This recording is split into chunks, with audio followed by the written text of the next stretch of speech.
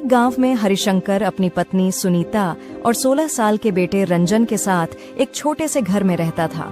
एक दिन सुनीता को बहुत तेज बुखार आया और बुखार की वजह से उसकी मृत्यु हो गई।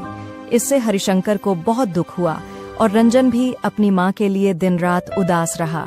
एक दिन हरिशंकर अपने बेटे से बोला, बेटा, इस तरह रोने से काम नहीं चलेगा। जो ईश्वर को मंजूर था होना तो वही था।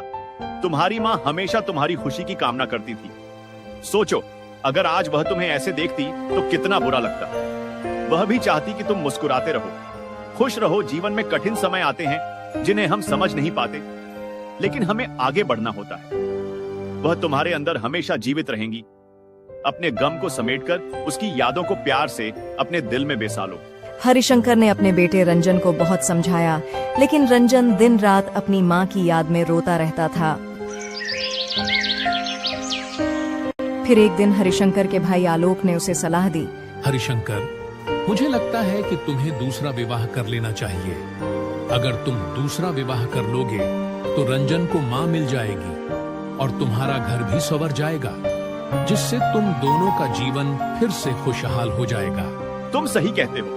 अगर मैं दूसरा विवाह कर लूंगा तो रंजन का दुख दूर हो जाएगा। जब से उसकी माँ इस दुनिया से गई है, तब से उसने रो रो कर अपना हाल बेहाल कर लिया है।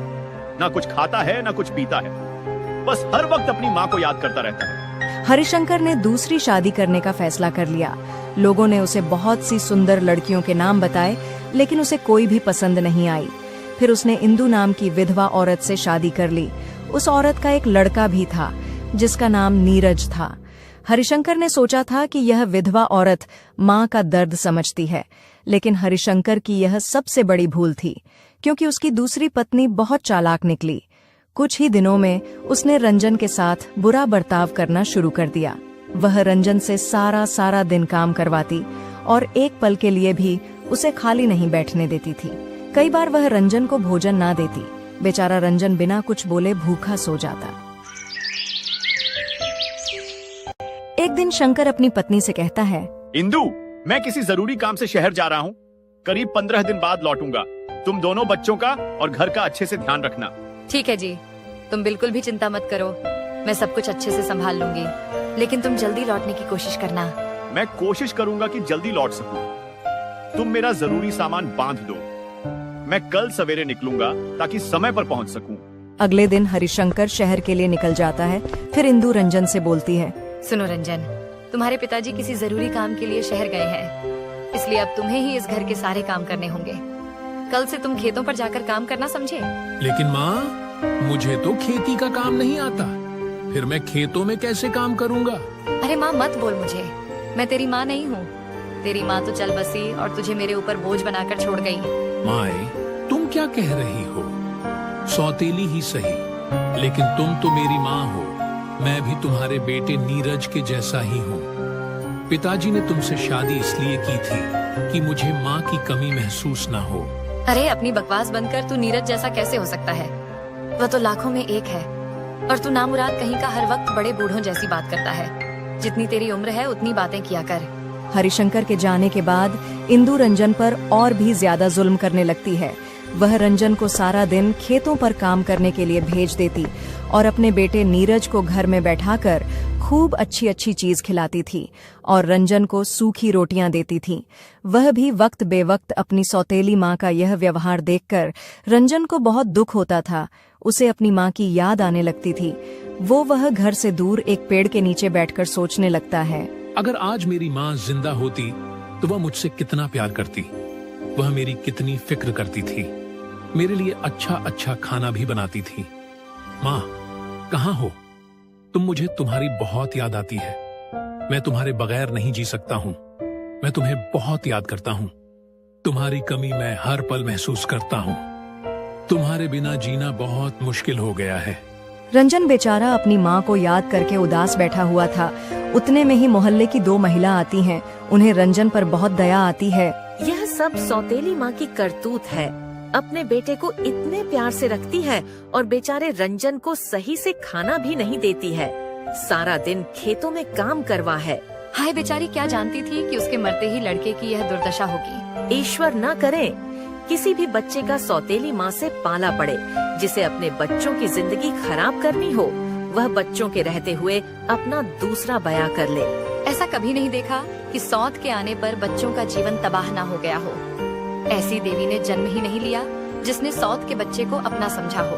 रंजन बहुत ही समझदार था, इसलिए उसे यह समझ देर नहीं लगी कि लोग केवल घर बिगाड़ने वाले होते हैं। इसलिए उसने इन दोनों महिलाओं की बातों पर कुछ ध्यान नहीं दिया और बगैर कुछ कहे घर चला गया। इंदु गुस्से में बैठी हुई रंजन का इंतजार कर रही थी। जैसे ही रंजन घर में घुसता है, इंदु उसे उल्टा सीधा कहना शुरू कर देती है। अरे कहाँ गया था मैं? कब से तेरा इंतजार कर रही हूँ तुझे। घर की कोई फिक्र है कि नहीं? सारा काम यूं ही पड़ा है। आप सारा काम मुझसे ही करवाती हो। नीरज को कभी भी किसी काम की नहीं बोलती हो आप। बहुत जबान चलने लगी है तेरी कैची की तरह बड़ों से बात करने की। बिल्कुल तमीज नहीं है। हाँ, नीरज काम क्यों करेगा तू? क्या आवारा फिरने को है? वह काम नहीं करेगा। मेरा बेटा पढ़ लिख कर कोई अच्छा काम करेगा। ये खेती बाड़ी नहीं करेगा। समझा जा जाकर खेतों से जानवरों के लिए चारा लेकर आ। रंजन आंखों में आंसू भरकर चला जाता है। इंदु सोचने लगती है, अरे इस लड़के ने मेरी नाक में दम कर दिया है। अगर ये घर में रहा तो जमीन जायदाद का हिस्सा इसे मिलेगा। एक काम करती हूँ, इस पर चोरी का इल्जाम लगा देती हूँ, फिर इसे घर से निकलवा दूंगी। अगले दिन इंदु अपनी बचपन की सहेली रूपाली को बुलाती है। इंदु रूपाली से कोई बात नहीं छुपाती थी, उससे अपने घर की सभी बात बता दिया करती थी। उसे रूपाली पर बहुत विश्वास था, इसलिए वह अपना और रंजन की माता का सारा सोना एक पोटली में बांधकर रूपाली को दे देती है और उससे कहती है, अरे रूपाली, मैं तुम पर बहुत विश्वास करती हूँ, इसलिए तुम्हें यह सोना रखने के लिए दे रही हूँ। तुम इसको संभाल कर रखना और जब मैं तुमसे मांगू तब मुझे वापस कर देना।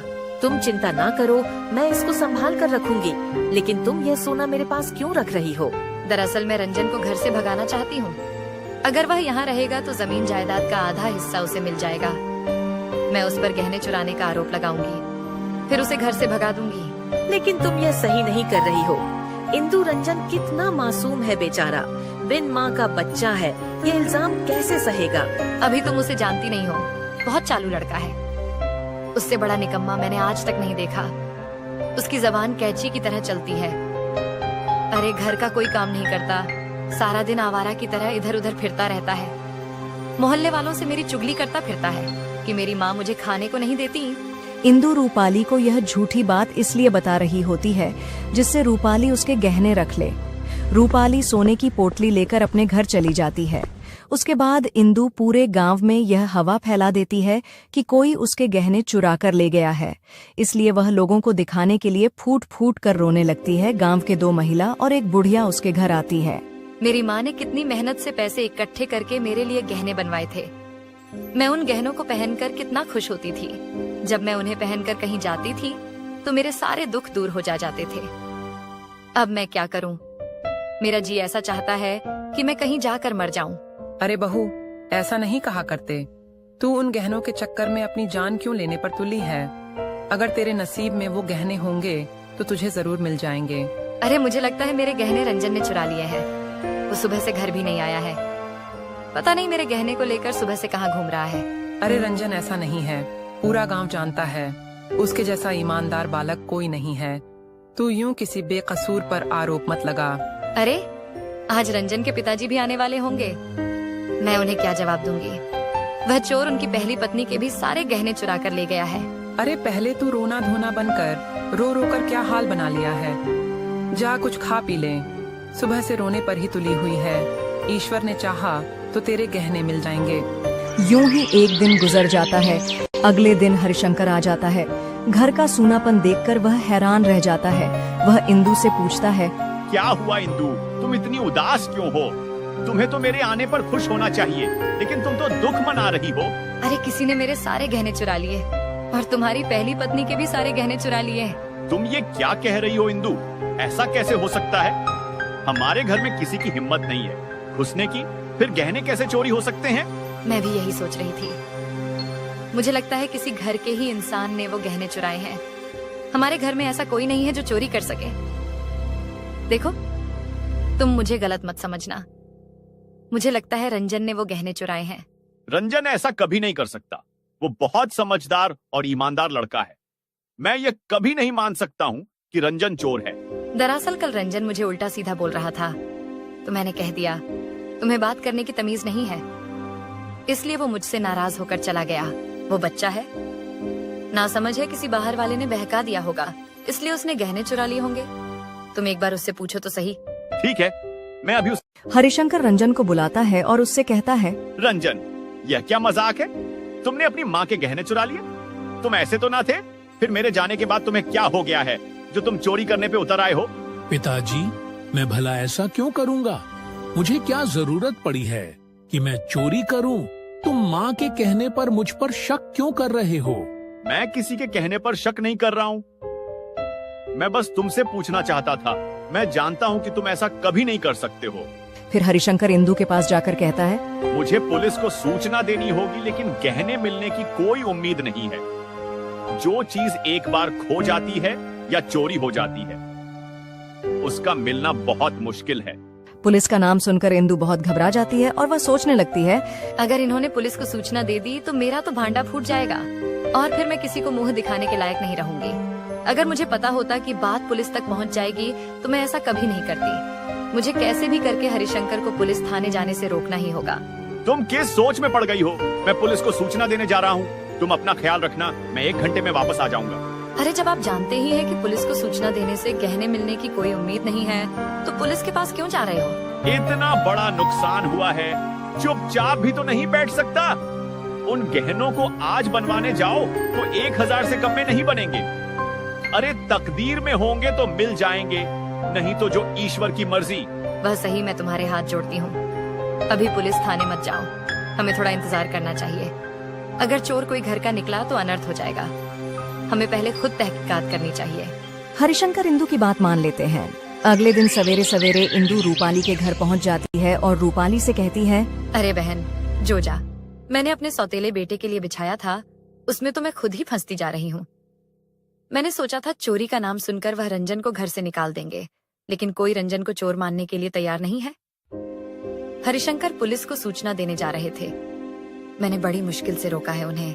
अगर पुलिस ने छानबीन की तो मैं ही फंस जाऊंगी। मुझे कैसे भी करके इस समस्या से निकलना होगा।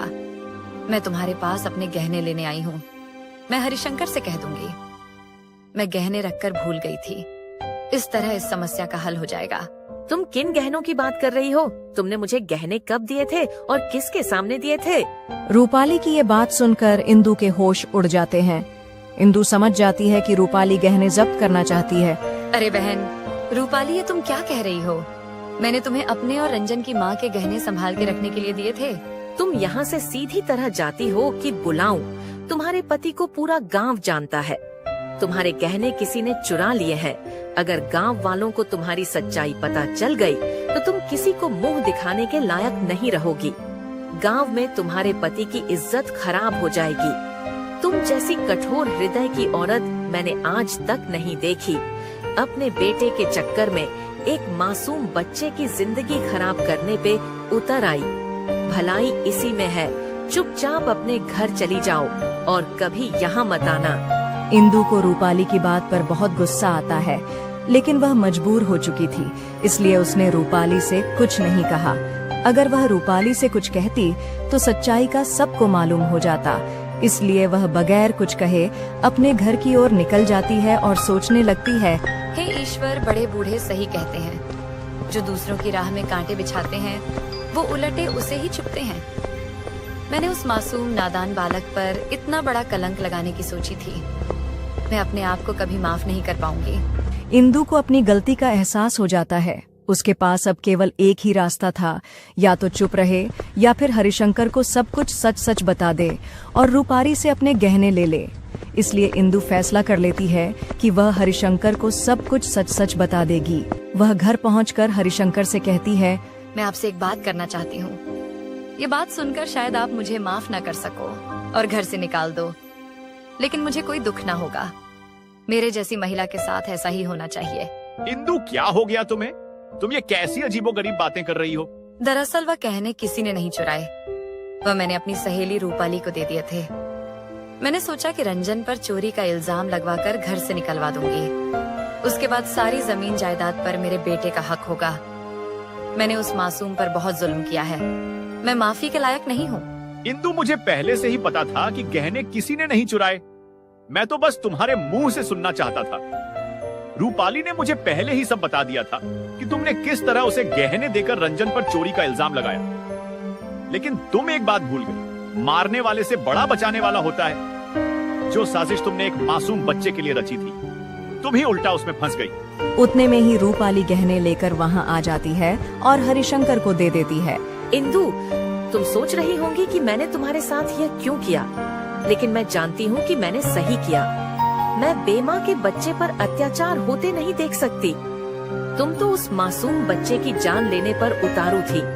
उस दिन जब मैंने तुम्हारी आंखों में वो अंधेरा देखा, मुझे एहसास हुआ कि तुम कितनी निर्दय हो।